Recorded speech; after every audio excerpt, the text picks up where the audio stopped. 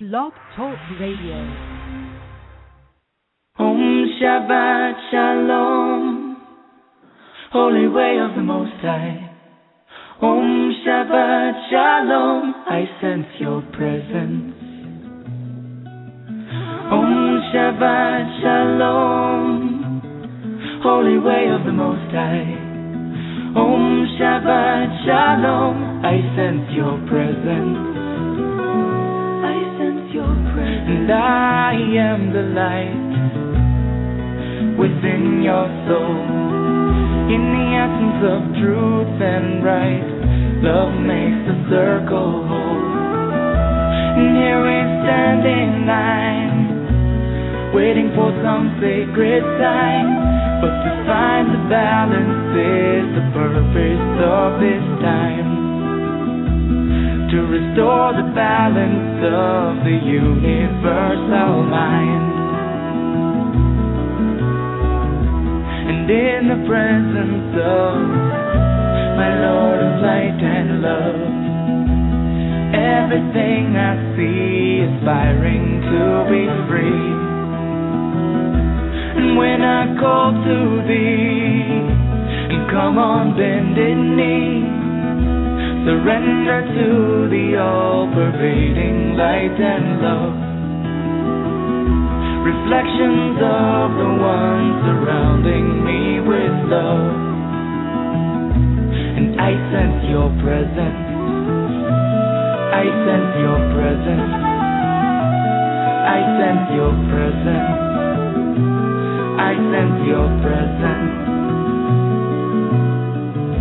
Within and without, above and below, yeah. East, west, north and south, I sense your presence. Without and within, below and above, yeah, yeah. East, west, north and south, I sense your presence. I sense your presence.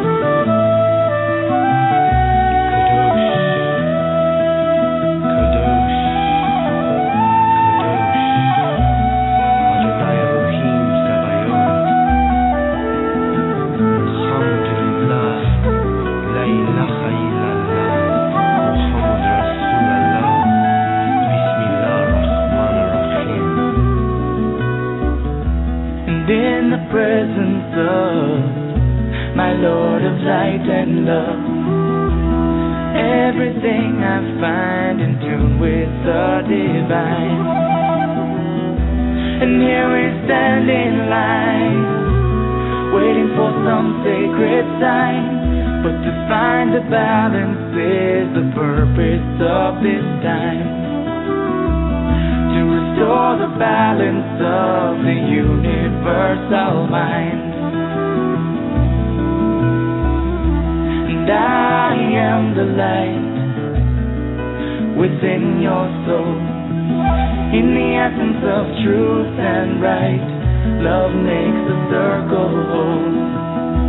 And when I call to thee, and come on bended knee, surrender to the all-pervading light and love. Reflections of the one surrounding me with love. For to find the balance is the purpose of this time. To restore the balance of the universal mind. And I sense your presence. I sense your presence. I sense your presence. I sense your presence. Om Shabbat Shalom, Holy Way of the Most High. Om Shabbat Shalom, I sense your presence. Om Shabbat Shalom, Holy Way of the Most High. Om Shabbat Shalom, I sense your presence. Om Shabbat Shalom, Holy Way of the Most High. Om Shabbat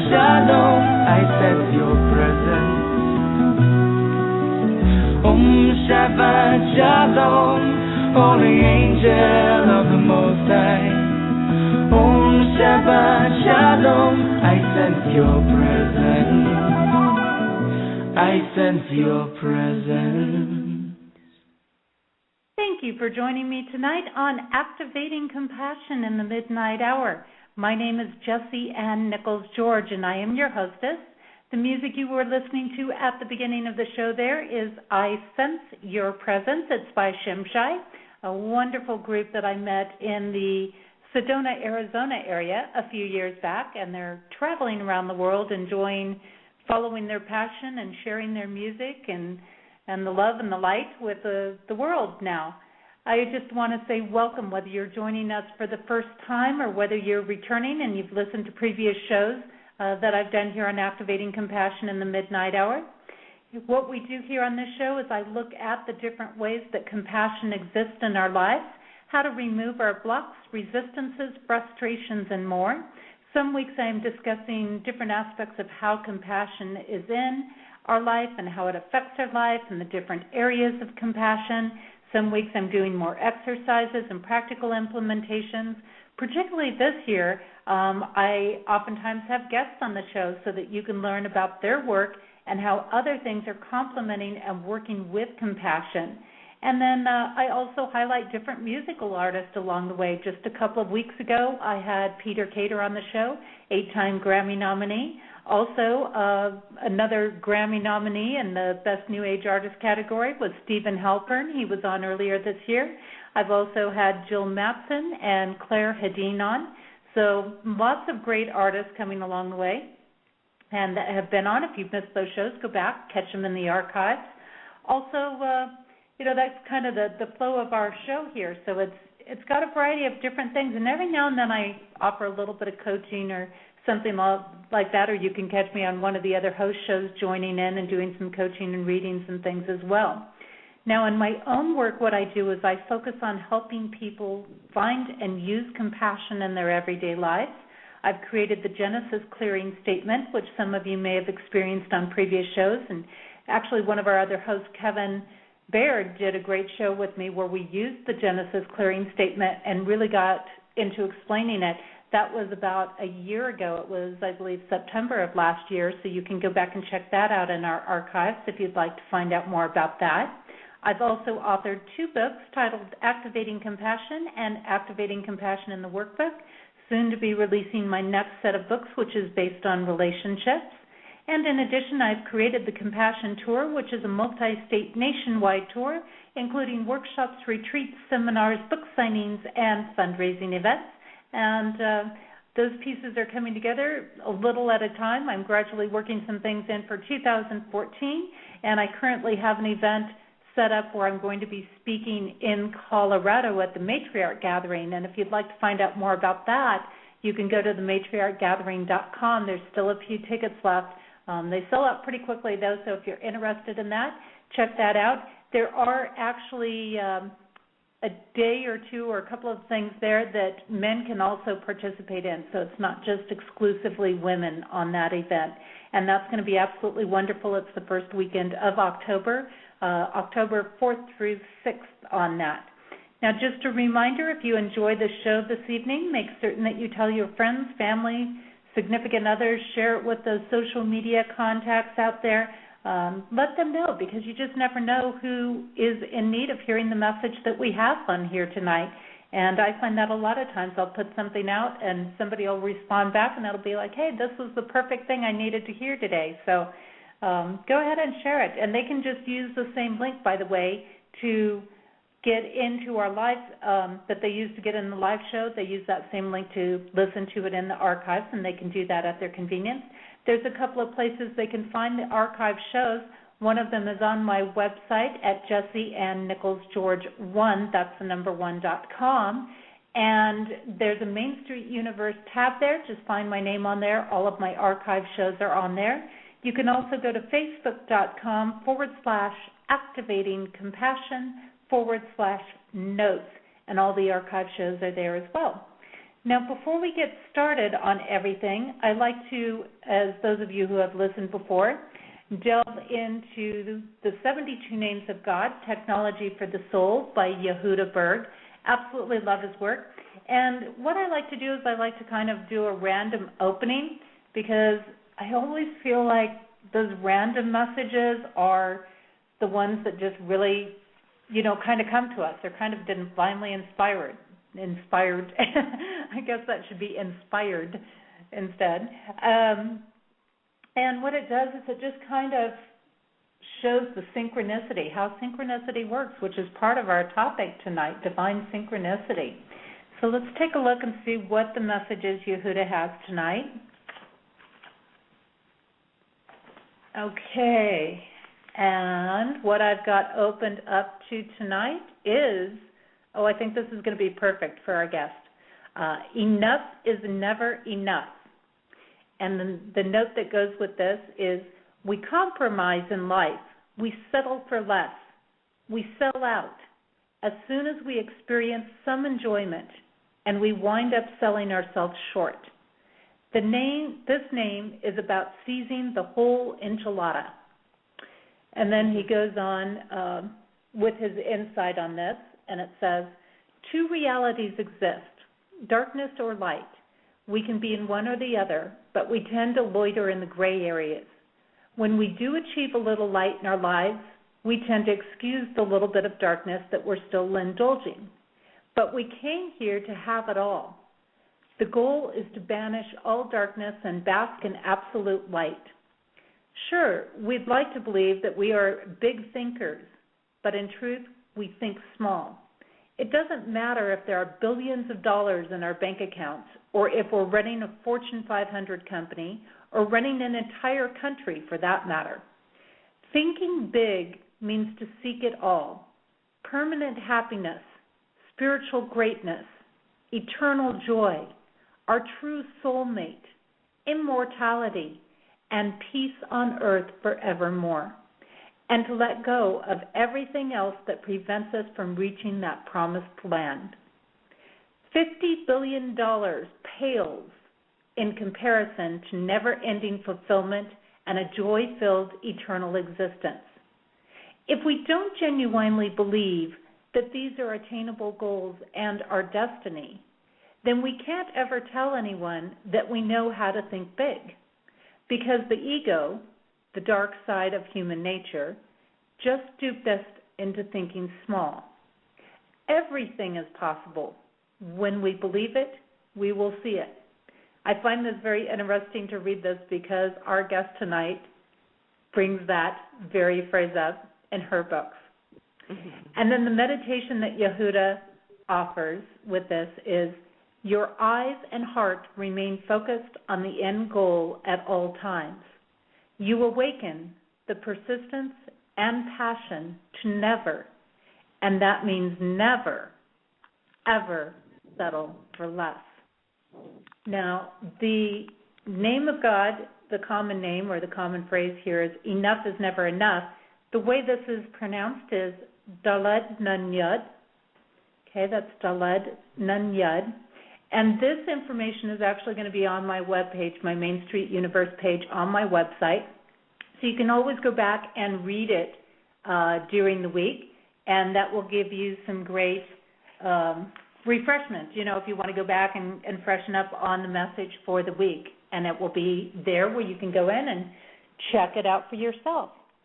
Now, getting on towards our topic tonight, one of the things that we're delving into is tapping into our God self. And part of that has to do with divine synchronization. So what is divine synchronization? It seems to have a very important part in our evolution or emerging processes.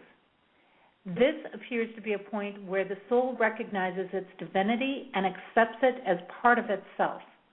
It is also able to reflect and know where it has come through and consciously understand the processes that have happened in order for it to get to this point. Now, I believe that certainly there is further growth beyond this point, and this is not the end-all state of bliss as some would think it to be. For many, I think that they have had touches of this in their lives. However, The real challenge seems to be in maintaining the state of existence and growing even further. It takes both a conscious active process and the ability to simultaneously let go. However, does the striving for divine synchronization pull us out of the present too much for us to really get there and remain? My thought is, like many things in life, this is also a process, one that takes practice, perhaps much like trying to ride a bicycle for the first time. We've seen others do it, we know it is possible, and yet learning to establish our own balance in a way to be able to ride for distances takes practice. If this is true, then, each connection that we get in this synchronization helps us refine our skills in a way that eventually we can ride with it for about as long as our physical body will allow us to. It is in these undiscovered journeys that we find all kinds of treasures and wonders, just like when we learn to ride a bike. We can make all kinds of new discoveries because we open ourselves to going more places through the process of learning how to ride it. The same seems to be true with divine synchronization. We open ourselves to discover things that were closed off to us before. Reverend Dr. Linda Coff addresses this as part of her work in Bridge of the Gods and talks about these very processes.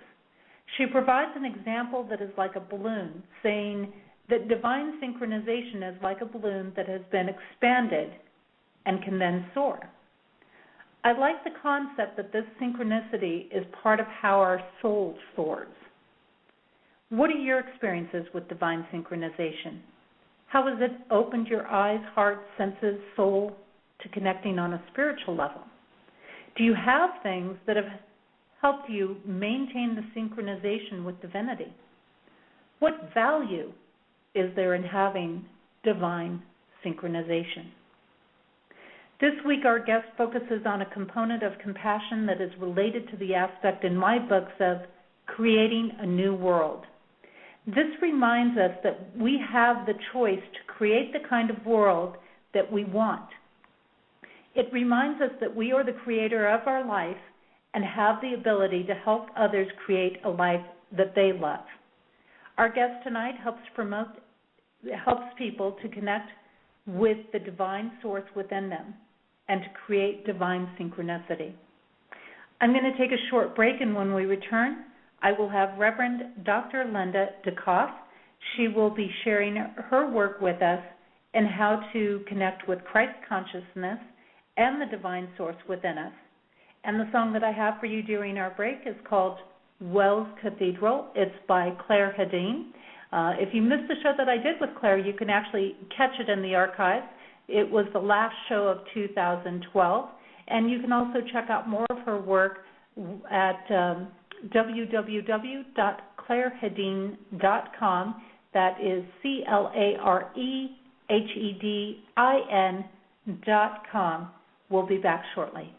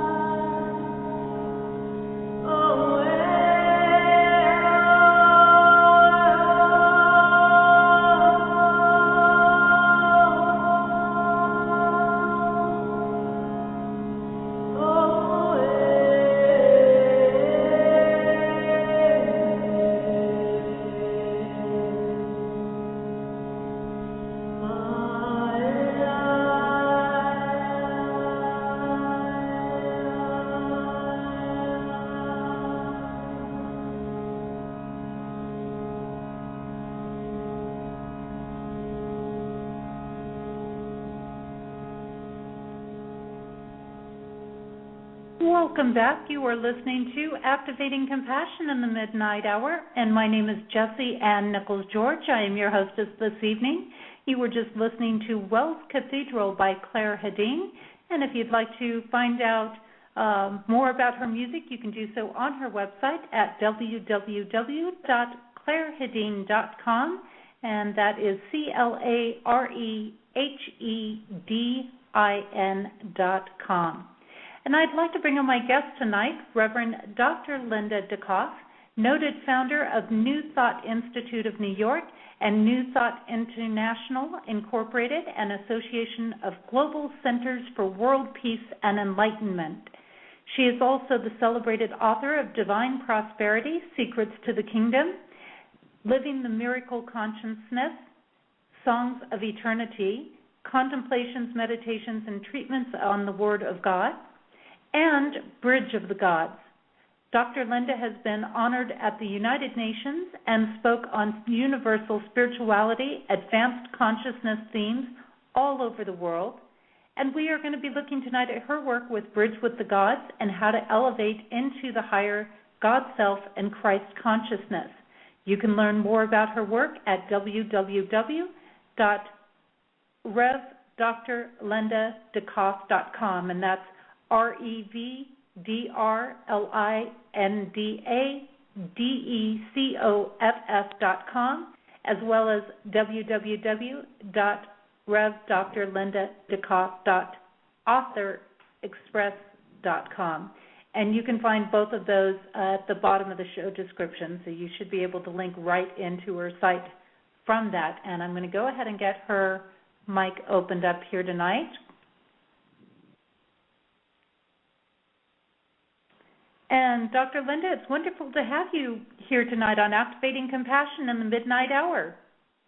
Well, thank you so much, Jessie. It's my pleasure to be here, and I thank you for having me here. And I just want to say that music is so wonderful that you've chosen for the show tonight, I'm sure every night. But it really stirs, it stirs the divine memory, those beautiful sounds. It just stirs the light and the memory within. So, and it was very interesting when you read the reading that you read. I had been thinking one of the notes that I thought was so important, to encapsulate for people, is to get to a place where you're bringing the awareness of your eternal self with you in all situations. With you in all situations. And to get to that point, we have to realize that we are more than meets the eye. That we're not just material being with hands, feet, and so on, brains, and however else you describe the manifest part of us. But there is that within us which is the engine behind it all, and that passes through time, space, events, experiences, lifetimes, maybe here, there, or anywhere, but there is that within us which is eternal, ongoing, and it's a mistake that people have a case of mistaken identity, with tunnel vision, focused on the things of the moment. I am the things that happen to me. I am, my background. I am the things that I do. And in fact, we are eternal spirit, engaging in experiences of the moment. But we are not that. We are something so far greater. We are that eternal beingness manifest in the now. And I think that's so important, and I bring that up a lot of times with people in the work that I do as well in compassion, in that, of course I can love a person even when they've made some bad decisions and actions, because the person I still love, it's just the actions that I don't like. And we do forget to separate them. We separate them with ourselves as well as others. Yes, and why can we love? What gives us the power to get over things, to rise above, to transcend, to forgive, to let go, to release, these are all the tools of liberty in life, so that you're never stuck in any circumstance or event that comes into your life, but is the power to transcend, get over, and get over things, is because we are that love. Because we are of Divine Father, Mother. We are the progeny. And, from my point of view, we're here in this earthy plane through conflict, through choices, through making higher choices. For instance, when we can make the lower, we are cultivating that divine nature which is already within us, through the experiences that we're working on. And because the essence of us is divine love, and love is all life and is all power, the more we are practicing that love in our situations, even when we, have a difficult situation, most importantly there, to be able to love that person, that condition, and realize it's just evolving. You do not have to take it within yourself. You do not have to lodge negative feeling within yourself, but you have the tool to forgive, to let go, to realize everyone's getting there at some point. Everyone is getting there. And I also like to use the phrase, we're all in it together, and some are moving faster and some are moving slower, and there's, weaknesses and so on that need to be overcome to rise up where you can be that embodiment of divine love all the time. Like, the rose is in the seed. Mm-hmm. You know what I mean? No one sees the fully grown, manifest, beautiful rose. When you put that seed in the ground, and our ground is our daily experience, where we have the opportunity to activate the divine qualities and to make the greater choices. But that is where, in the ground of experience and in the ground of the actions we choose and so on, we are actually, blooming that rose that is already there, perfect, complete, and whole from within, but it must be brought out and demonstrated in experience. So I think for people listening, it's just very important to know that you are the rose in the God seed. You are it.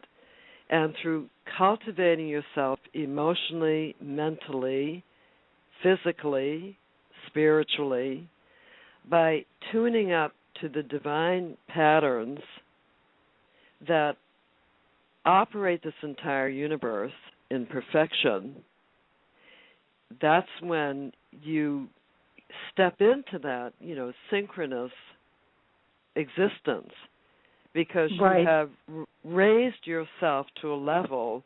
We hear the word, those beautiful sounds we heard before.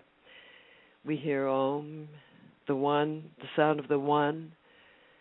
Mm-hmm. So when you tune up to these patterns, and perhaps we'll have a chance to talk about what they are, and of course they're demonstrated in the Christ consciousness, where the perfect patterns of being, particularly through Jesus, were demonstrated for the individual.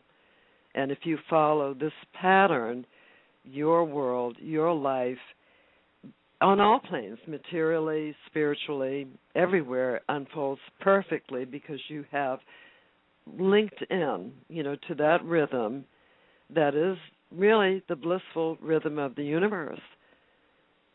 So, the great poet Ralph Waldo Emerson and he would say that the universe sits in smiling repose. What's the problem then? So the problem is the separation, right. or the belief that we are separate from this great power and this great force that animates all of life. And so once we can start to get beyond our own limited concepts of ourself, we and look out into the universe of being to see what is, and begin to get interest in the laws and principles of the universe, which are all based on divine love, order, wholeness, completeness, all of them. The laws of attraction, all the laws we hear about. Right. There are principles and laws, and when you lock into them, when you are, harmonious with these, it's like sounding a chord in the universe. Everything goes on the great hum, everything is working for you.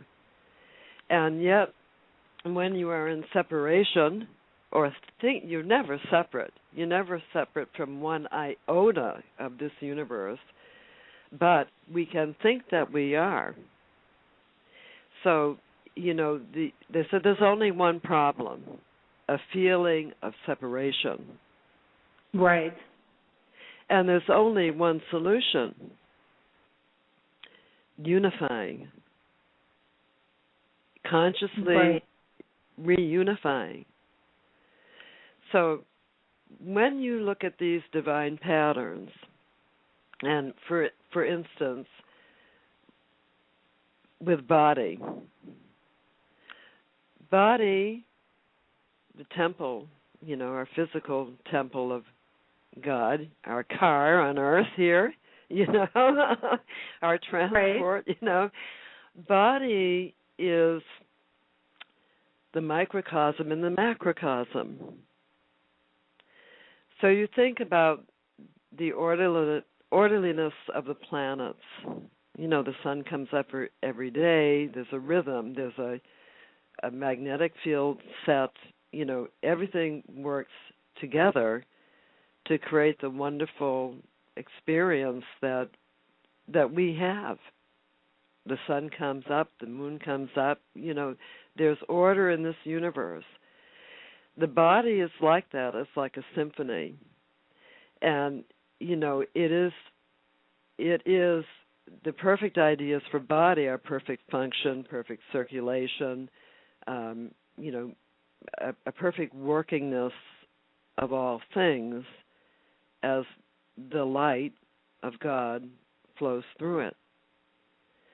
So when for instance, even if you don't feel it, first you have to start knowing there is something greater, than exactly what I have believed. You have to be willing to step off the restriction of belief, because only a belief in separation holds you separate from what you are. No one's going to force you to become one. That's something we'll have to come to in our own way. But with body, so, something goes awry. You cut your finger, let's say, and then suddenly 3 days later that finger is well. If it wasn't too severe a cut, you didn't need to go to the doctor. Something in you is already moving to heal, because every principle is on wholeness. So body is self-healing, if only we would know that and allow for it. It can get over traumas, you hear all kinds of things, if only we know that and recognize it. So then, when you're up against something or some part of body is out, or is not working, you know that everything within the body represents some part of the perfect workingness. Our heart, the perfection of divine love. Did you know that heart is on the spiritual plane, on the metaphysical plane, heart is that embodiment. And so what do we do with the rough experiences that come to us, the painful experiences? We take those poisonous experiences, like poison blood that gets cleaned out as it moves through the heart, and we turn it to divine love. No matter how it comes in, we are the alchemist, and we turn it to love through whatever tool, forgiveness. There's all kinds of tools. Right. And if you've chosen love as your goal, to be the embodiment of divine love, even as Jesus and all great masters tell us, this is the greatest aspiration, because in that is all your good. If you can do that, material plane, no problem. Everything follows the condition of love, right? But you think about the Venus, turning the Venus blood to that love, and passing it through you and out. And those are the experiences. So we don't have to ingest them and allow poison into ourselves through anger, bitterness, hatred, and so on. And when these feelings, I've now skipped actually, to talk about the emotional body. Mm-hmm. But there are prototypes, okay? So the prototype for the physical body, just to finish this up, is perfect workingness.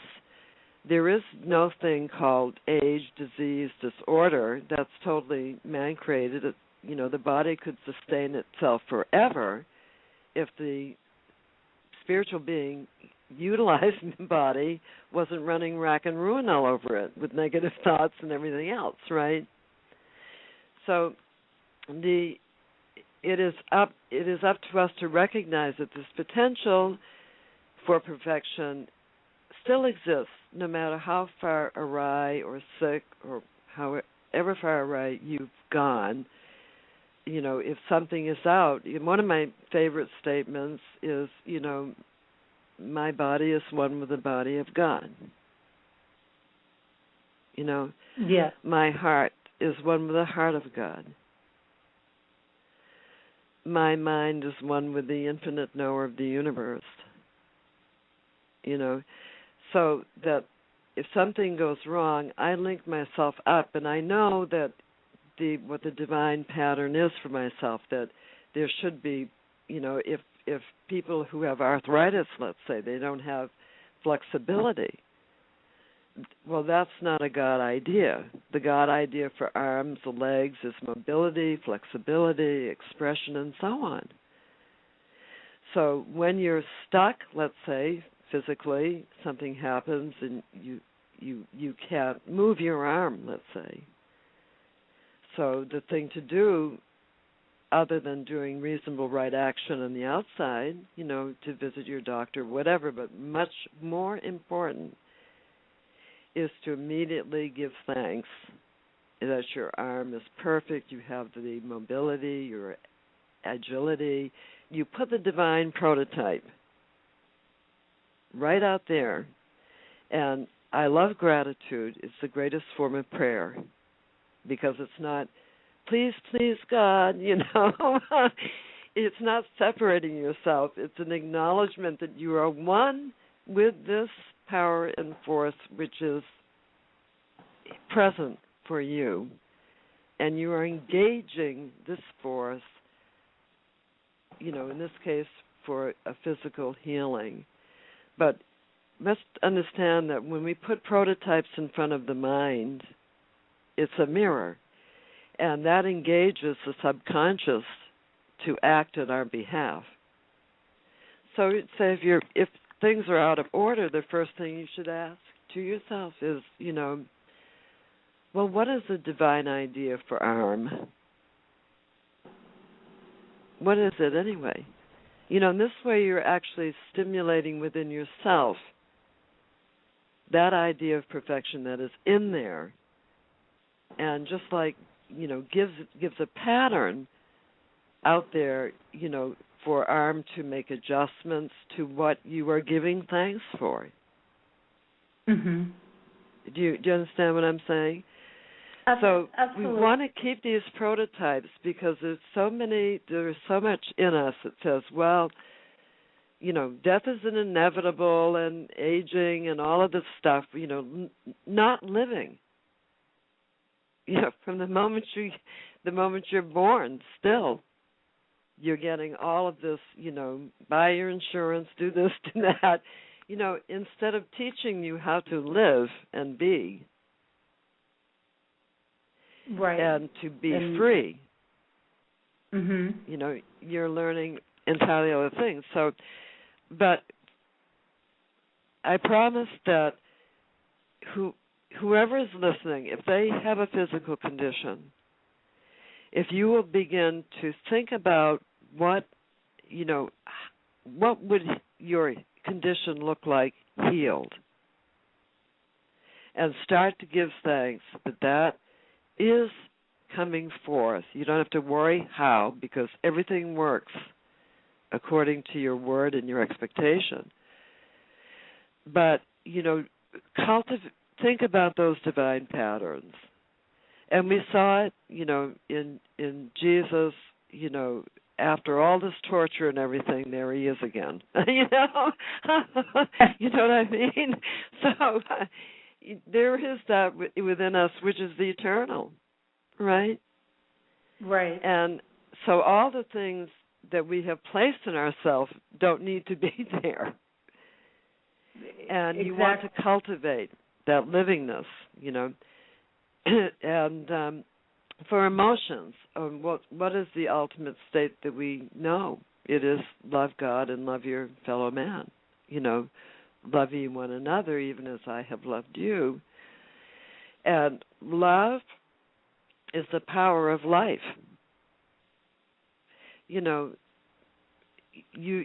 Hatred cannot produce life. It produces congestion, division, and so on, right? Mm-hmm. No one gets well. No one benefits. So if you know that is the divine state of existence, is love, peace, bliss, all the time, imperturbable being, if that is the state, then you must be willing to relinquish anything less than that and be willing, humble enough, to your own very own greatness, the possibility of greatness in you, to sacrifice those lower emotions, be willing to observe them when they come up, oh, there I go, I'm, getting angry again about whatever, and then make a decision to do whatever it takes to heal that in love, because it is never a situation doing it to you. It is never a person doing it to you. It is your response about a thing, and that you can change. So why you have the power to change that? Because you are not your body, you are not your feelings, you are not your thoughts. You are that which is behind all, and the human being has the exalted capacity to be able to self-observe and change, right? So right. we want to, we want to know when our violin is out of tune.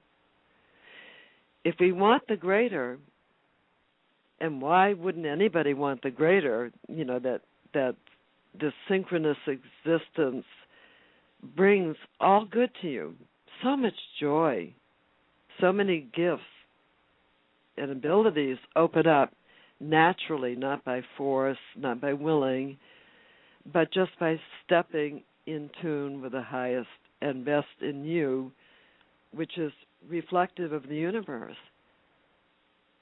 So, this, if you know that your goal for emotions is to achieve perfect love to the best of your ability, then that means no matter what. It's not a wishy-washy, not just sometimes, but all the time in every condition. Mm-hmm. So it's a task. It's like an athlete has to really work out. If you want the goods, one has to really work out and make commitments that are meaningful. And when does one do this? When things are rosy and so, everything's so wonderful and so nice, it's, easy to be appreciative. But how about in the midst of it all, in the midst of it all, to make the highest choice? That's what evolves you. That's what gets you beyond, gets one beyond. And so important. Now, when you move into love, and anybody who's listening, you can see that anytime you've been out of sorts in your life, then everything it just doesn't gel, it doesn't go right. But when, at whatever point you get back into a state of love and well-being and feeling one with persons, places, and things, isn't it amazing how much better it is? How much then suddenly things start to flow because you've touched that chord of harmony, and everything is flowing right. Everything everything seems blessed. Everything is so much brighter, so much elevated. And so it's from this point of love, unity, living from the divine patterns that so many great, the Christ consciousness is a state of being. He put forward the most perfect prototypes of being. He put forward the law, as you believe, you receive. Right? So that's why we have to be so vigilant that we are thinking the thoughts of God in the secret place within. So when, you want to know about the universe and about yourself, what God knows to be true about you, or one, I use you in the generic sense that we want to be thinking truth, principle, all the time. That's the goal. So there's no falsehood, no diminished thought. Like you said, go for the gold. You can have it all. It just depends how much you should want more. You should want to experience the limitlessness, the limitlessness that we, in fact, we are. And like you said, riding a bike, well, you never thought you could ride that bike. Or when you're 3 years old and you get on it, or two or however early, it seems like, wow, this is humongous and huge, and my goodness, and you get on, you fall off, but pretty soon, you're skateboarding, in the Olympics, flying up the handle up into the heavens, suspending yourself midair. So there is no limit, and we see it in front of us all the time. So it depends upon what you want to cultivate. But if you follow the path of refining yourself to be willing, to be humble, not to problems, not to difficulties, not to negatives, but humble to the greater that is, then you open yourself to influx.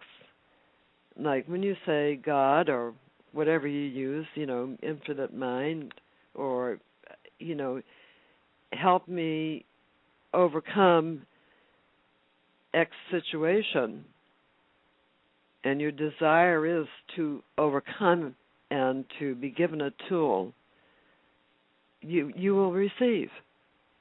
So the infinite is totally there for you.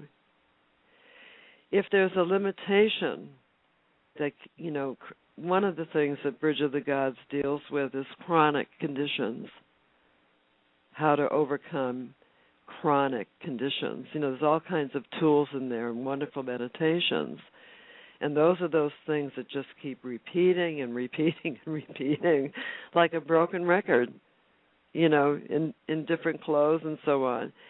And we want to be able to transcend those chronic patterns because they're only a pattern. They're only a habit. They don't belong to us, and we can throw them off through higher tools. But in order to be able to do this, one has to be willing to realize, gee, I'm in this chronic pattern, which is the first step of freedom, to realize this is going on, and I need to be able to change it. And I think that's very hard for a lot of to realize that, because they have so much programming going on a lot of times that it's for them to realize that they don't have to be in the spaces that they're in a lot of times. That's right, and it's just it's just very sad, because there is great potential for everyone, and the horizon is infinite. And so for me, the greatest thing is liberating people, liberating people from those notions of obstacles, blocks, limitations, I can't, and so on. And we've all had those feelings, which is fine to have, but they're just a feeling. It doesn't make it real. It is just a feeling that one has. But if you know that I'm having this feeling, but I also know there is something greater in me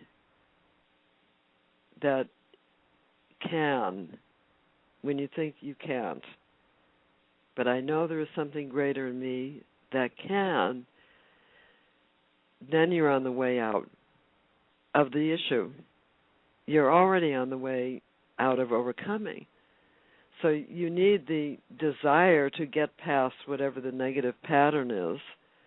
And once again, a pattern, a negative pattern is only that it's not in the wholeness. It's a thought in mind, a belief. You can only get so much and you can't get any more. You have to make do. We've heard all these sayings, whatever they are, but none of that is true. People are not taught in spiritual ways of not harming anyone or taking from anyone, to manifest. You have the power to manifest very constructively all that you need and want, and then some, in very constructive ways.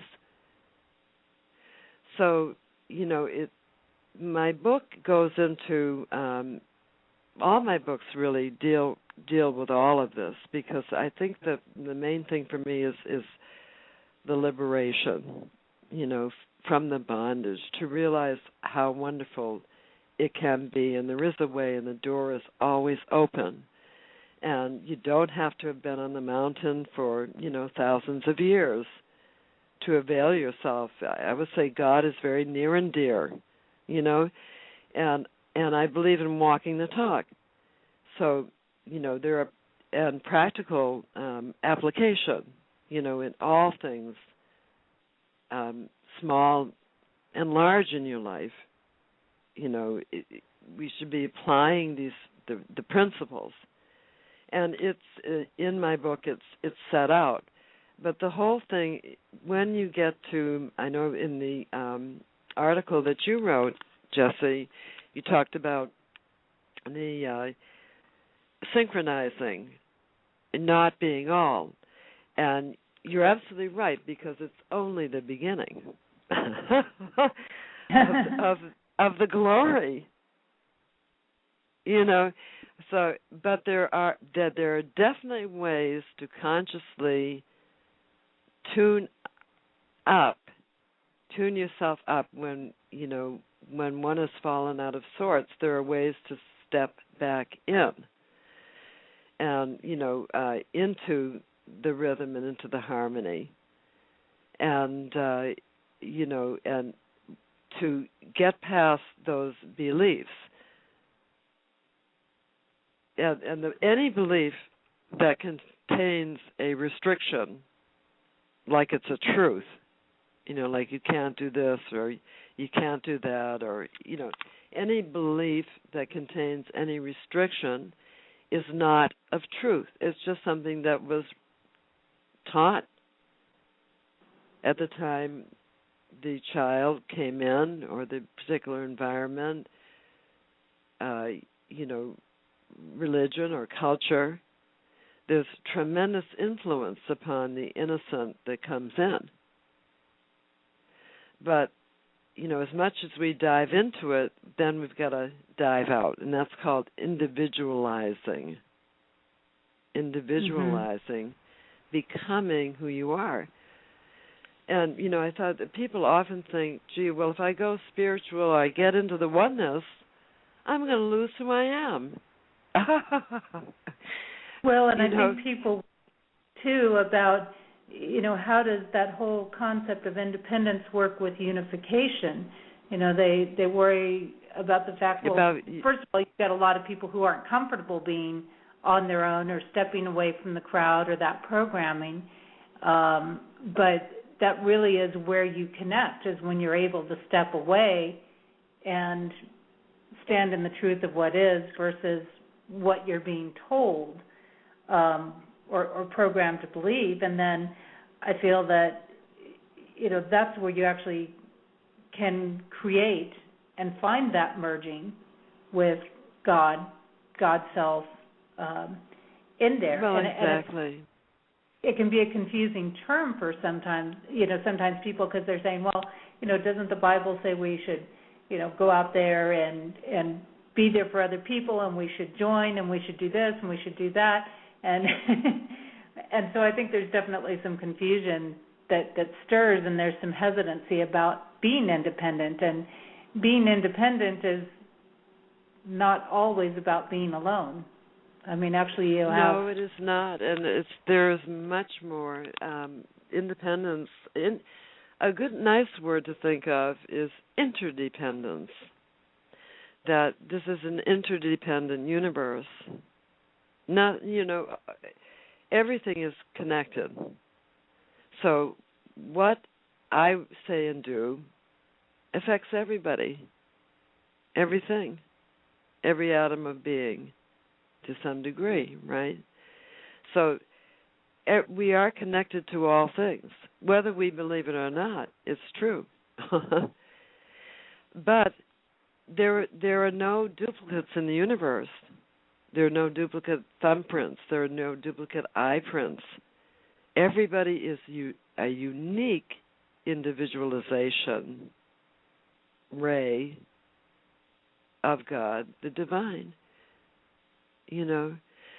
So when you understand that you can be who you are and yet not be hypnotized by whatever the trend of the time is, so there, and there's, things that are true are forever true. Is there ever a time to not be love in God? Is there ever a time? It's sort of like a rhetorical question. Would there ever be a time? It's never recommended to not be loved. Right. And in this instance, it's okay to be, hate. No, it just never works. So, right. So the truth does not change, and the truth is there for everyone, and the truth is eternal. Human opinions change, beliefs change, but the truth goes on being itself and is not touched at all. So I can think, I could say, well, my will is better than the way the universe does it. My will is better. So I go exert my will, and maybe I get, I get to, think that I've gotten some power over something, right? But it falls apart. Right. It falls apart. It's inevitable. So why not align my will with the divine will? And then I get to have my good and perfect right ways. And somewhere in the book, I think I talked about the 10 Commandments, all, the thou shalt not, But what about the thou shalts? Exactly. But you don't use your uniqueness. What happens, though, is that you have clarity, and you are making determinations from your own center within yourself, of what you want to create for your life. And if you make the choice to create, to tune up to be a living embodiment of the wholeness that is, the unity that is, and you're committed to that, you're going to be expressing that everywhere in everything that you do. And you're going to find that, there's such wonderful reciprocity in the universe, so that God is the need, and the need perfectly met. So when you're feeling in harmony, you absolutely know, because there's only one, that when you want something, whatever it may be. I remember one Thanksgiving, all the stores were closed, and I just wanted to have a rose from my mother, right? It was Thanksgiving Day, and I just thought, I just really want to be able to have this rose. No store in sight, out in the country, I said, well, there's got to be a rose around. So I get in the car, and I just drive up the lane, and there's a guy with, these huge, most beautiful roses you've ever seen, in the middle of November in the cold. So just manifested, but really not just, because I was propelled by love. I just wanted to I just felt that I wanted her to have that. And so that was the motive of love, right? Now, right, exactly. The guy just appeared right there. So, and so you see how love is such a glue. And it is a magnet. And, he probably just materialized at that moment. And they're the most gorgeous roses. And so inexpensive. I couldn't believe it, But that's with the power of that, that love. And underneath that was also the belief, well, if I feel this, then, it's got to be there, even though all the stores are closed and everybody's having Thanksgiving dinner right now. I just felt it had to be there. So this is the need and the need met. So you think of the many names of God, love, courage, strength, faith, light, all the many names of God. So in that case, my faith was, perfect because I know the law. I know when I need something, there is also somewhere a person at the same time or place or condition that is, it's like when you have a home to sell, there is a perfect person who wants to buy that instantaneously at the time, the reciprocity at the time when you want to sell it. So yes. if we knew that this is the way it really is, what happens is when you do come up against something, you can immediately step into acknowledging this principle of unity, that expresses in the many different ways.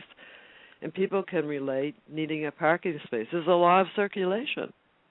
That's a law of the universe. And, so everything has to circulate. So, you're driving and you want a parking space, one's going to open up for you. How do we know that? Because we know on a deeper level that there is this law of circulation.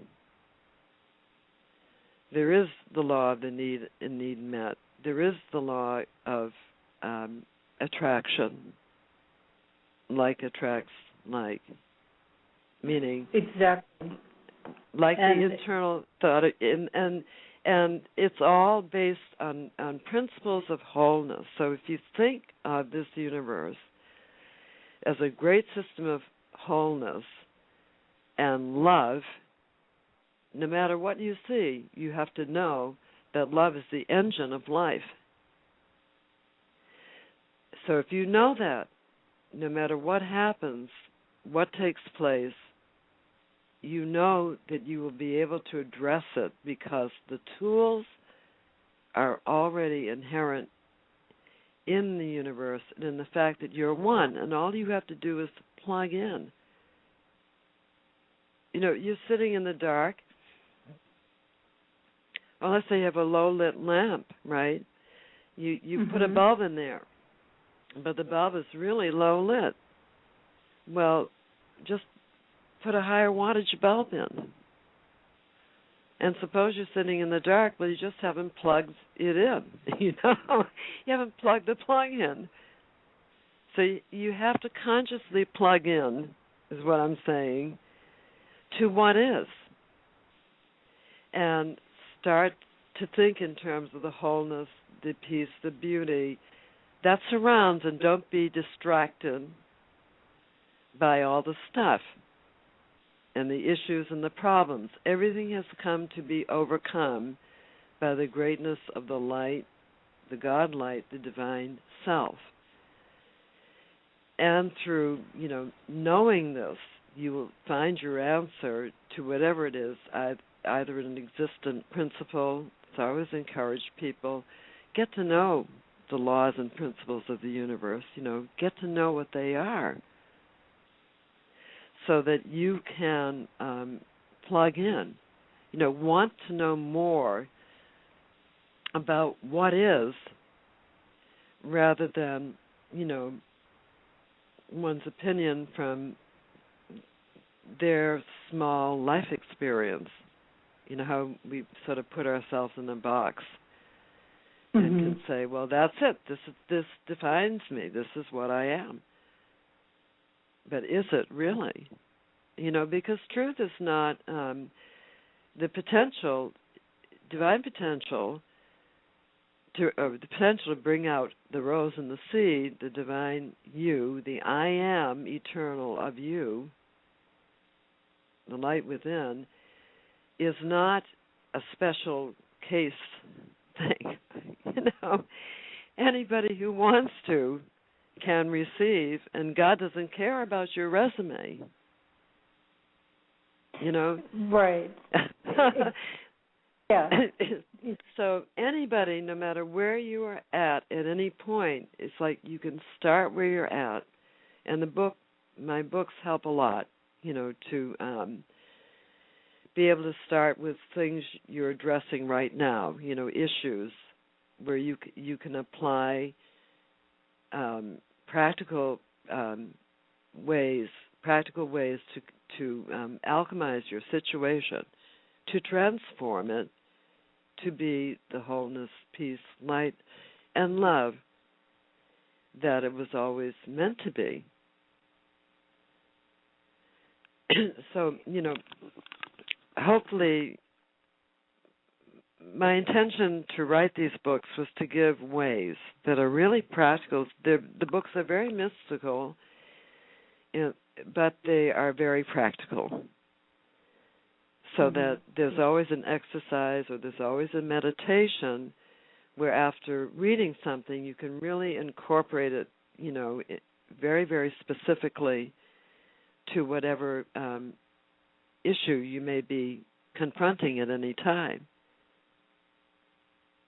And it will help you to heal that. Right, and there are a lot of great points in your book. I did actually have somebody in chat that was asking why it is that we're not taught more to look within and synchronize. And do you have maybe a technique for synchronizing more? Well, I think that what I've been saying is really what is. We have to do the work. Each one of us, if we haven't, each one of us has our own mountain to climb, and then once you've reached the summit, then lo and behold, there's another, aspiration comes up. But the way to synchronize is very practically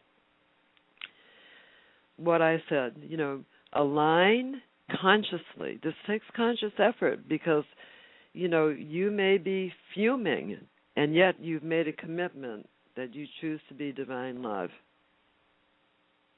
So you have to find some way to do it, to find something good about the circumstance that will allow, thoughts precede feelings, okay? So when you say it's a great day, your whole body lights up.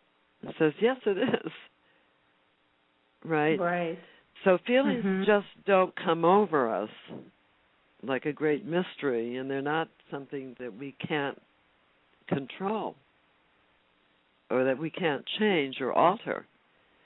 They are caused by a negative thought, a disturbing thought.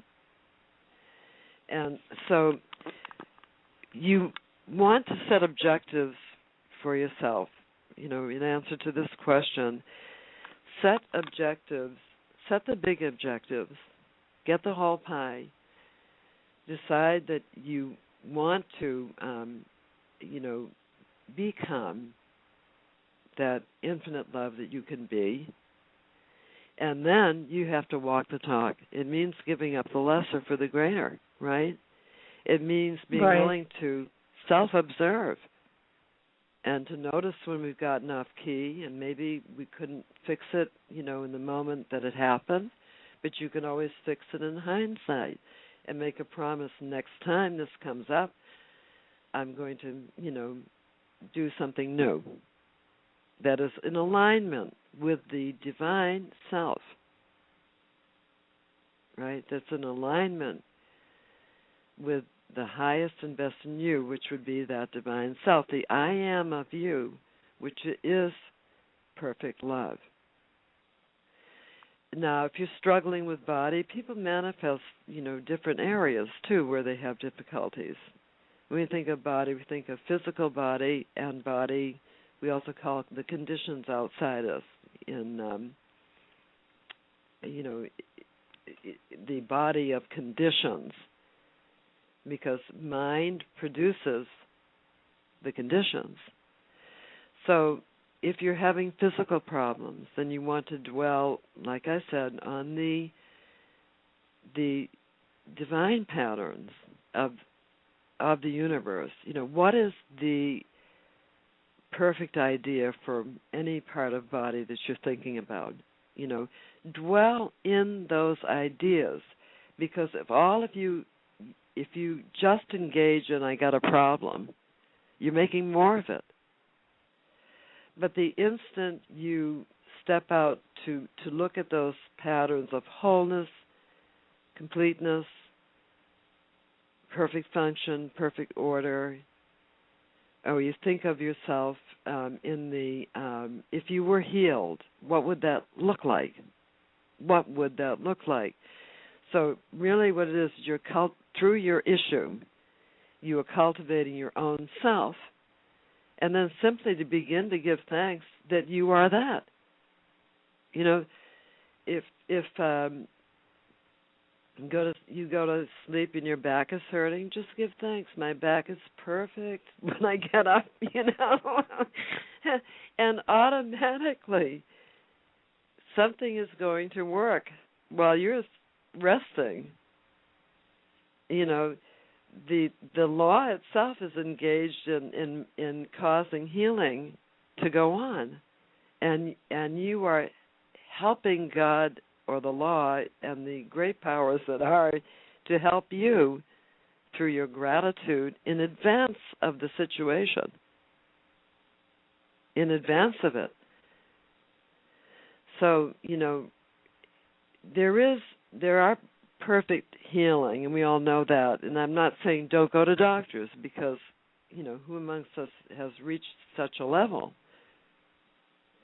But I can tell you that if you work at it, and you know the truth that body can and does heal itself, that no condition has to be permanent, and so on, then you can keep giving thanks for your perfected state, and you will see it more and more, and you will see it more and more come about. So practically, how do you get in alignment? By attuning yourself to what is, by making those efforts to tune yourself to the wholeness, completeness, and to walk the talk and make the choice. When you're hurting the most physically, you turn away from that appearance, you turn within, you go within and into the holy place in you, and give thanks for the perfect healing and describe what it would look like. That's right in the midst. Once it was told me by a doctor said that if you could get a burn victim, right away, before it had, progressed, like somebody caught in a fire or whatever, and would tell them that they are perfect, whole, and complete, the body would immediately start to heal itself. So right. the possibility of the repairing mechanism in us is so great, but we're sluggish. We think, oh, that's impossible. And so if we say it, it becomes impossible temporarily for us, so long as we say it's impossible. Because that's the law. Our word creates our experience. But it doesn't mean that it's impossible. It just means that temporarily we have made it that way. So I said, you'd be very interested. It's so wonderful. Why wouldn't we want to know, more about who and what we really are? How could we ever have any greater models than all the saints, sages, avatars, Jesus, high consciousness? The leaders are with us and have shown us. But again, it's got to be made practical. And no, we're not taught how to cultivate, unless you're fortunate to be born into a family of yogis or very risen people who understand the laws of mind, who understand that your thought is causing your world and you cannot change it, and unless you know somebody has given you this information, you're going to ultimately have to seek it yourself. And why aren't we given the information? Well, I would guess, people would not be so happy if everybody was so free. Some people. Because the jig would be up. The game would be over. Sure. But that to take responsibility for themselves and not control others. And so, well, if everybody... but more than that, people have a notion that, you have to be in some type of position of power over someone. So the group mind tries to control. When I make these statements, I really mean about those who are unrisen, because there are so many that are risen and realize the devastation of wanting to control others, But there is, the mass thing of, follow the elephants falling around in the tail. And, people prosper off other people's ignorance, don't they? Oh, definitely. Yeah, so that's an unfortunate thing. But, we don't want to be, it said there's no victims, it's only volunteers. Well, I don't volunteer, do you? And the thing is, if you're free, you know that you can create. You don't need, you can create what you want in right and perfect ways through consciousness itself. Your consciousness becomes, and your knowledge of the way the universe works in harmony, the laws and principles that undergird this universe, your knowledge of the divine patterns for body, for feelings, for thoughts. Do you think God says I can't? Or whatever, word. If you don't have to believe in God, you can believe that God is the highest aspect of your own self, But if you can step in to this harmony and realize that freedom can be yours, and just go step by step, deal with the issue that's in front of you now. And when you have righted it, in other words, attuned to knowing about your situation, what God itself knows about your situation, then you will no longer have need of that situation. So congestion problems and all that are just signifying that there is something we need to heal. Right, exactly. They're not there forever. They're just to call your attention. And there is a law of reflection. So, if you're conflicted within about something, you say, well, I believe that I can, but I don't think I can. Right, so exactly. You get close, and then it doesn't happen. But it's only the law of reflection.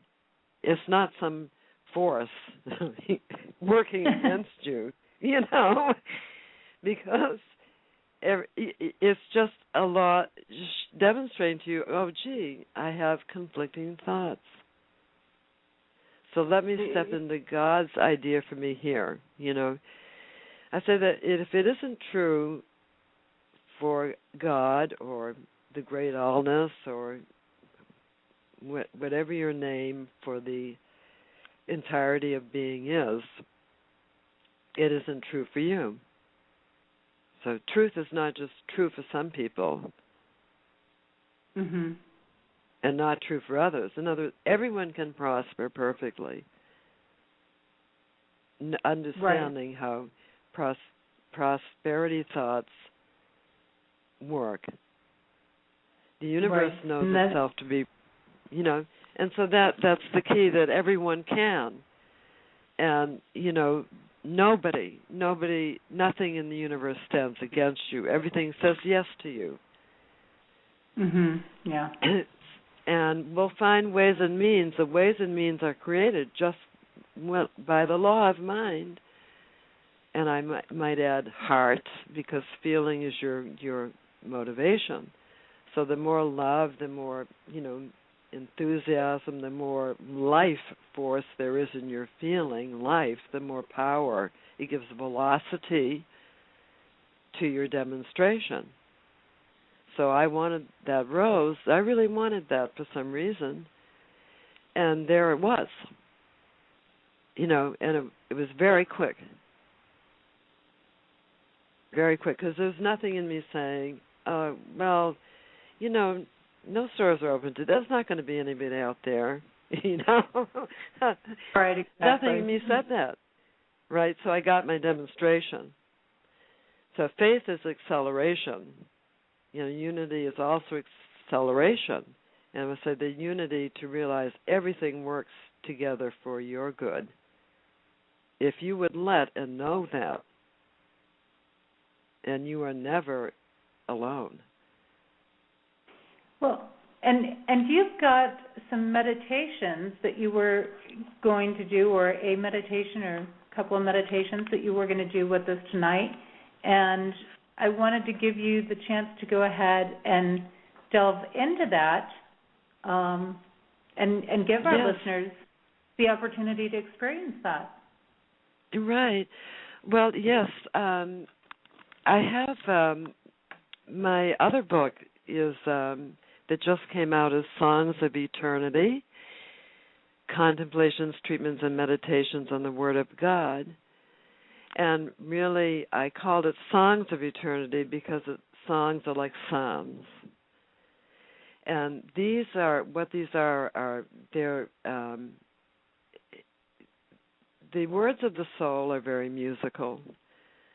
And so these are short instructions in every subject, like divine fulfillment, creation, romance, immortality. Every subject you can think of is in this book, and each one has like a short introduction, and then that introduction is followed by a meditation for grounding, and it's grounding it within you.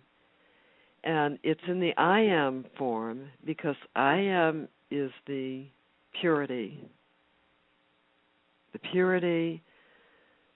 of the God self in you. And so I'd like to read, I thought since we were talking about synchronicity, I thought I'd like to read one on synchronicity and simultaneous being. Synchronicity and simultaneous being. And the mantra, quote, each one has one, is, my faith is justified. So this is the first part, the instruction.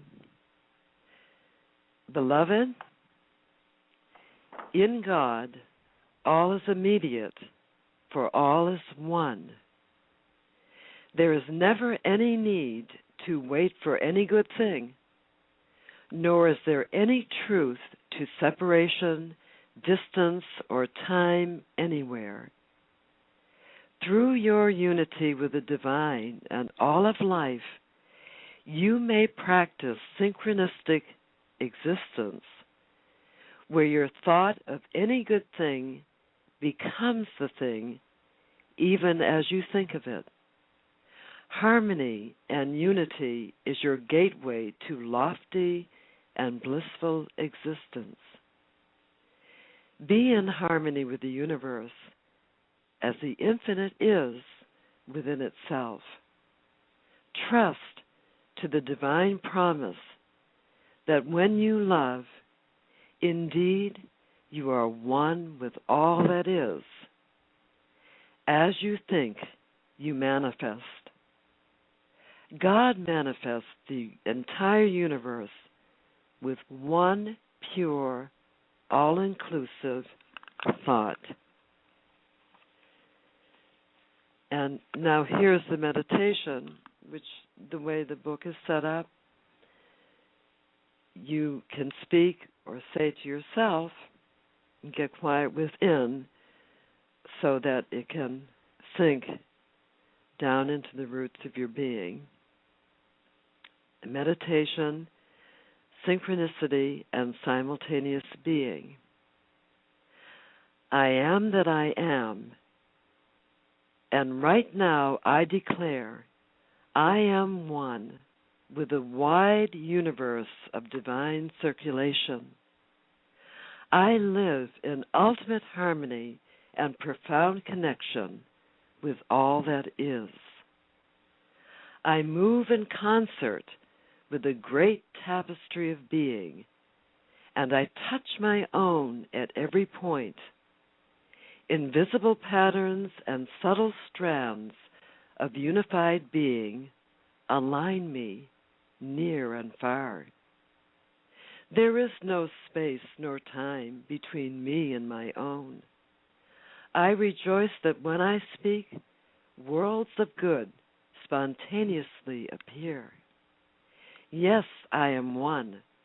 I am thought. I am thing. I am spontaneous, joyous manifestation. I am all in all. I am that I am in me is the way and the life of richest fulfillment. Right now, as I muse upon a vast universe of good, that which is next for my radiant joy appears, shaped out of an infinite sea of love. Yes, divine principle always responds to bless and prosper me. I rejoice that when I speak, I am heard. When I ask, I receive. And when I love, I am one with all that lives. Thank you, God.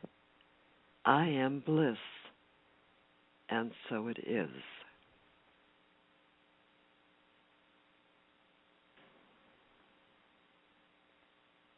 And that again was the synchronicity and simultaneous being. Yes. And really, it's interesting to see how that kind of brings things together. How it really puts our thoughts into that aspect of alignment. And it does. And when when we're always saying, I am this, I am that, I'm sick, I'm this, I'm that, we want to get to a place where our word only speaks the truth,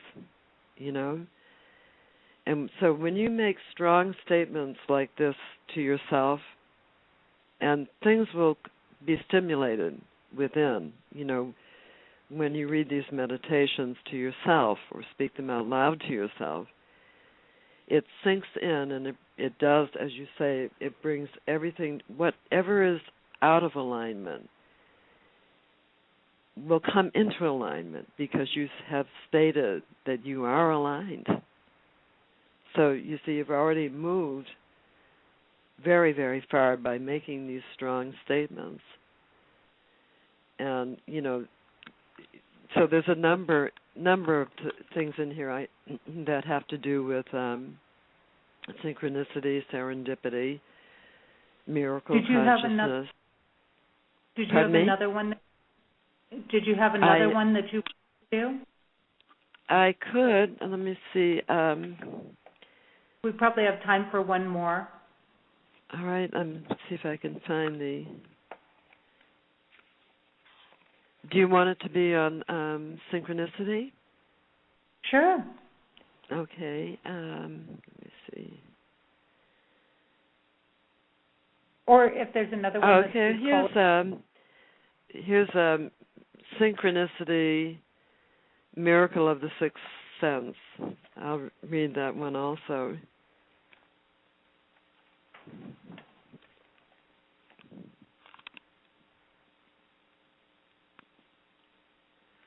The actual title of this one, for us and for everyone listening, is The Ultimate Oneness.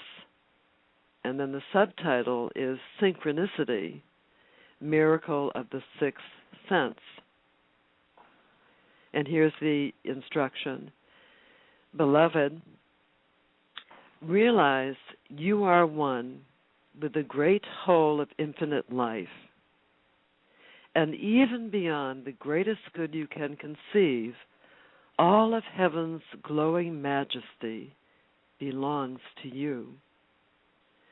Out of your holy oneness, you may ever command any good thing to come forth, and all resources are ever present, poised to emerge in the instant from the invisible soul strands of one perfect harmonic life in which all are unified on the subtlest planes of existence. Rest on the arms of a loving universe to joyfully and completely fulfill your every request in utmost and perfect right ways. God is the open door, always hearing and responding to you. Instead of thinking of limitations, dwell only upon the supreme capacity and unfailing reservoir. Dwell upon the unlimited connection of the great divine God Self.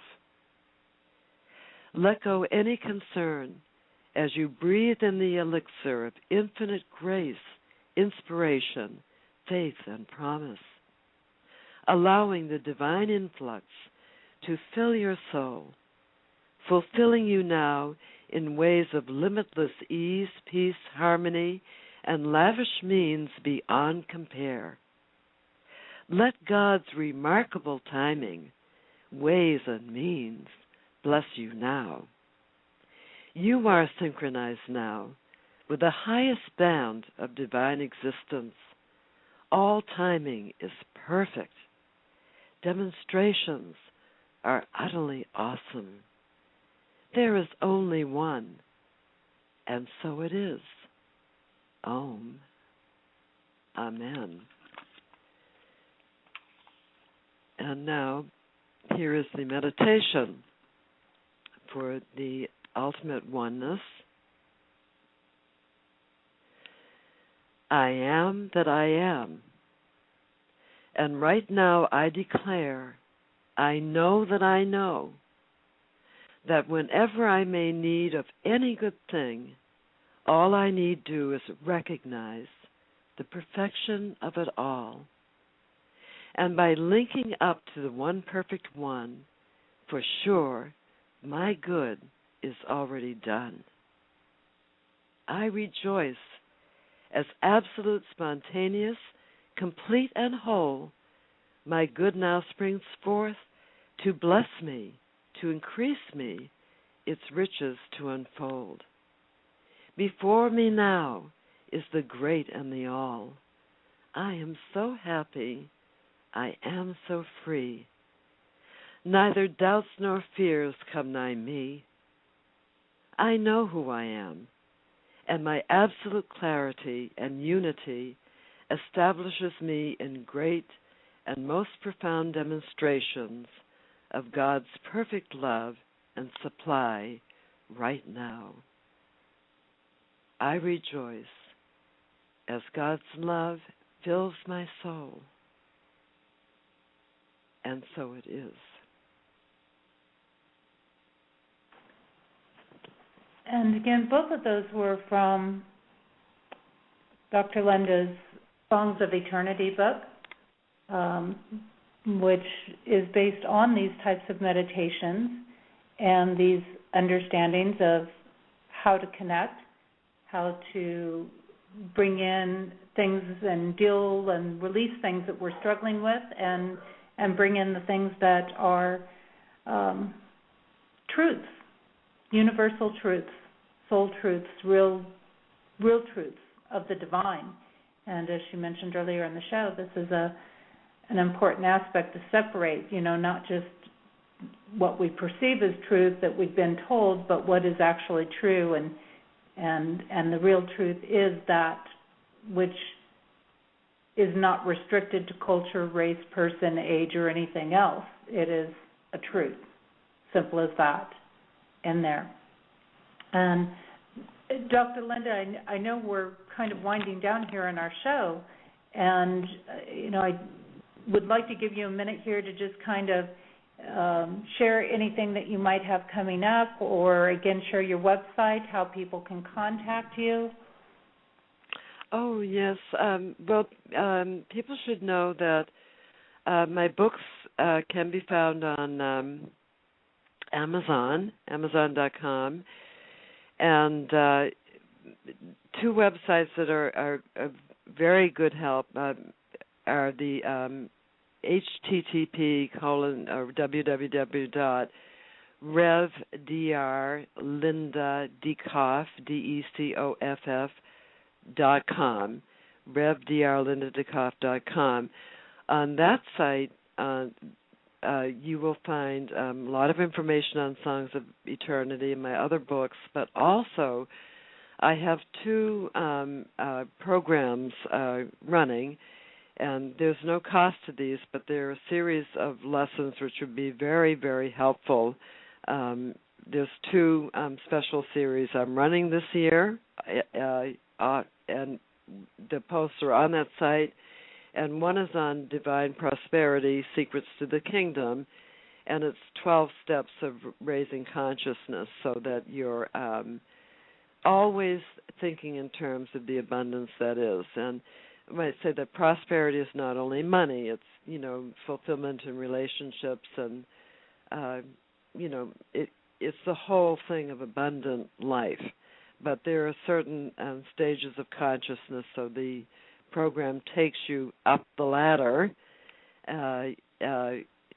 to be able to, again, synchronize your consciousness, harmonize your consciousness with eternal truth. And the other one is on spiritual mind treatment, which is very, very powerful, and helps you to give you more information on what we've been talking about, how to get rid of ideas of the limitation. It helps you to know what principle is, and so on.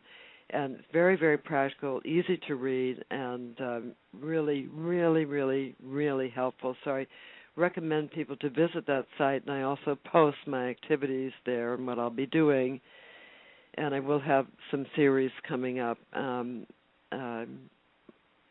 radio and other things, which you'll find constantly listed there, and you can ask for me to email you directly with notices, and I'd be just very thrilled to do that. And then my other site is revdrlindadecoff.authors.com.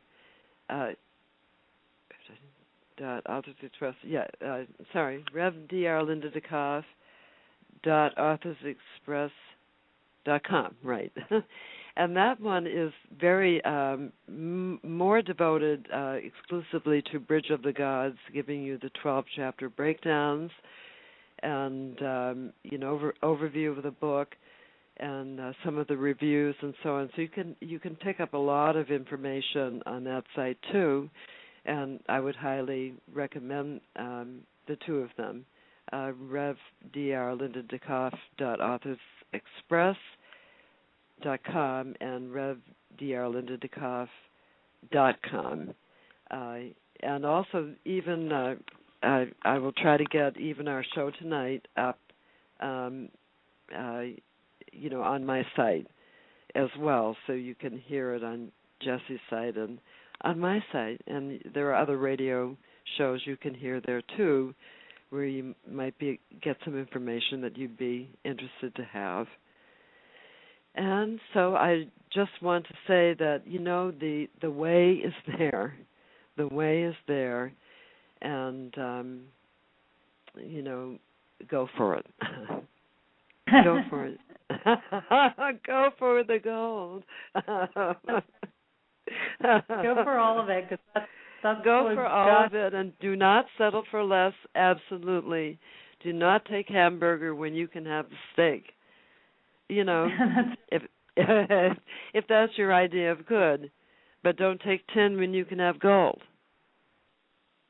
Exactly, because spirit or God does not limit itself. It's not limited, and it wants to see us indulge in that abundance as well in our life, and to experience that abundance, and so to and the settle. joy and the liberty, and then you'll be able to, as when you're really committed, to overcoming what and willing, and committed to walk at the higher path, then you begin to get all these terrific demonstrations in your life.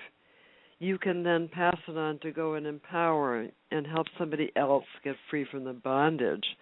And, people have so much they're dealing with. There's so much influx on the news and politics, and the world is very hypnotic and mesmeric. But you do not need to be hypnotized. You can enjoy yourself quite fine, and not be caught up. Right. Much more enjoyable when you're not being hypnotized. Well, I really want to thank you for your time tonight, because I know it's kind of late where you are back there on the East Coast, and it's been a pleasure to have you on the show this evening and have you sharing all these concepts with people and helping us to remember that really it is about the connection, and it really is about creating this synchronicity, and that it's certainly not just possible, but it's existing in our life. We simply have to choose to tap into it and to be with that truth. It's a great blessing in this life, to come into touch with the truth. It's a great, great blessing. So really, I hope for everyone that they get that fire of spirit, because it's wonderful to be dropping chains left and right. It definitely is. Well, thank you so much for being with us tonight, Dr. Linda. I really appreciate it. Oh, thank you, Jessie. I appreciate it so much too, and thank you for the work that you're doing for everyone. It's wonderful, and I just thank you so much. All right, thank you. And next week, I am going to be having Bill Sweet on the show, and Bill is going to be discussing with us his work and how prayer works in our lives, favorably and unfavorably. And we will be discussing his work, A Journey into Prayer. And he has a big variety of background as well with him. And so it's interesting. I think a lot of times we have reserved prayer or seen prayer as something that we do specifically at a church, but there are different ways to pray, and it's not limited to just going into a church and praying in a traditional religious format. Also, keep in mind my next set of books, which is based on relationships. I am working on getting those out. That is in the publishing process, and so I'm looking forward to bringing that through to you as soon as possible. And it takes a look on different things of how the masculine and feminine energy roles play into our relationships, no matter what sex that we are born into. I've got still a couple of events left that can be signed up for, and that is my August special. I am running my workshops at greatly reduced rates. They're available for $75, which is a little over half off, while there's still a couple of spaces available for the two that are coming up next weekend. And you simply can go to jessieannnicholsgeorge.eventbrite.com, select the workshops that you're interested in. You do have to register by the Wednesday or Thursday, depending on which one you're looking at, and they are offered in Cedar City, Utah. And you just will put in promotion code 777 when you sign up for that. Also, there's a lot of different ways to connect with me between Facebook, LinkedIn. You can see those links there at the bottom of the show description. And if you'd like to find out more about the work I'm doing in compassion, connect with me, check out my blog, purchase the books or services that I offer. There's archived shows, video tips, all kinds of things on my website. You can check that out at Jessie Ann Nichols George 1, that's the number 1.com. And it's got not only my show, but all the other shows here on Main Street Universe on that website as well, so you can look up the other hosts in addition to my work. Again, it's all listed at the bottom of the show description. My books are available on Amazon.com and BarnesandNoble.com for paperback, or actually just Amazon for the paperback, and then Barnes & Noble and Smashwords for ebook versions of that. So those are definitely things. I've also started providing some online courses and experiences at very affordable rates, and I'm doing those where they work with the cycles of the year, like moon cycles, mini versions of my workshops, things like that. And what's really great, if you've missed any of those, you can actually go back and go ahead and purchase the recording and still take advantage of that. The next workshop I have coming up is on Tuesday evening, 7:45 p.m. Mountain Standard Time, and that is going to be a full moon honoring. So you might want to take a look at that. It's just $10 to participate in that, so very, very affordable. Most of the online workshops are around the $10 to $25 range to participate in those, and then you have unlimited access to that course, and you can just go back and catch it afterwards. You can look at the courses that are available. There's about 35 different courses there, and they're at www.learnitlive.com/invite, that's INVITE, /Jessie Ann Nichols George. I've also got the Jessie's Quantum Club that you can discover more at through jessiesquantumclub.eventbrite.com. Don't forget that we've got several shows here on Main Street Universe throughout the week. Sunday nights we have Darren Bouguer, who's a reader at Madame Laveau in New Orleans, doing spiritual insights. Monday nights is Kevin Baird walking on the sidewalk with his Horizon Oracle Journeys deck, a deck that he created himself, which you can learn more about at www.templeofgaia.com. And now on Tuesdays we have Susan Weed, who is sharing her work in herbs and natural plants. Wednesday nights we have our flagship show with Daniel, Janice, and Brett, and that is called Main Street Universe. Sometimes they have guests, sometimes they're discussing different topics. Thursdays we have Queen Mother Amaku discussing her work in Egyptian culture, and of course Friday nights is Activating Compassion in the Midnight Hour. This is Jessie Ann Nichols George. I want to thank you so much for being here tonight. I look forward to seeing you back here next week as we delve more into activating compassion. And don't forget, if you've enjoyed the show this evening, to share it with others. It will be available at the same link in our archive. And I'm going to leave you tonight with the song Yearning For, also known as Over and Over by Shemshai. And thank you so much. I look forward to seeing you again next week right here on Activating Compassion in the Midnight Hour. May you enjoy the rest of your weekend and have an amazing week. And if I could see what makes me blind, I would soar to the edge of my mind, and to touch what seems unreal, just to show you the way that I feel. And we are in time with time, one with the season of change inside. And we are in tune with the tune, caught in a balance of sun and moon.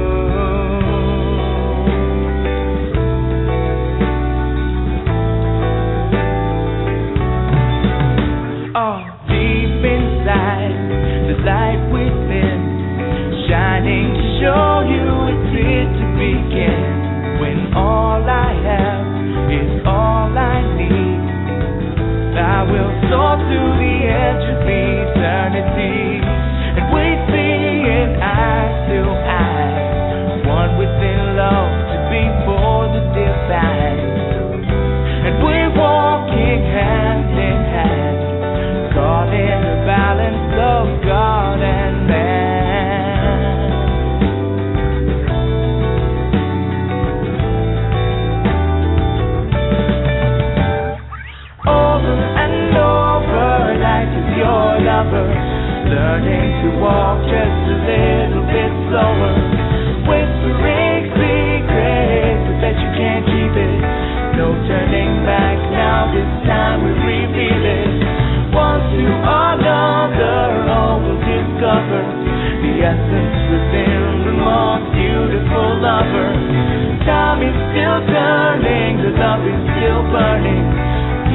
your spirit, your heart is still yearning for.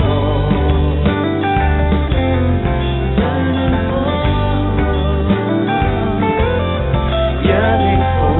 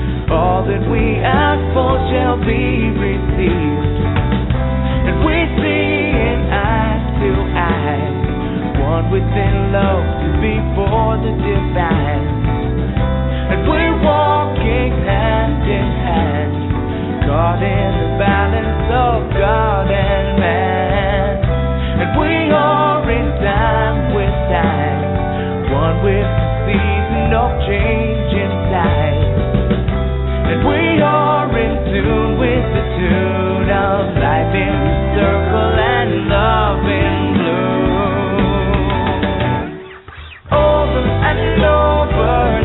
Your lover, learning to walk just a little bit slower, whispering secrets, I bet you can't keep it.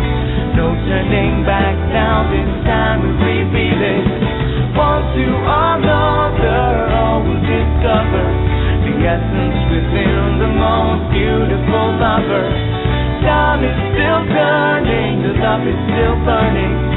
Deep in your spirit, your heart is still yearning for over and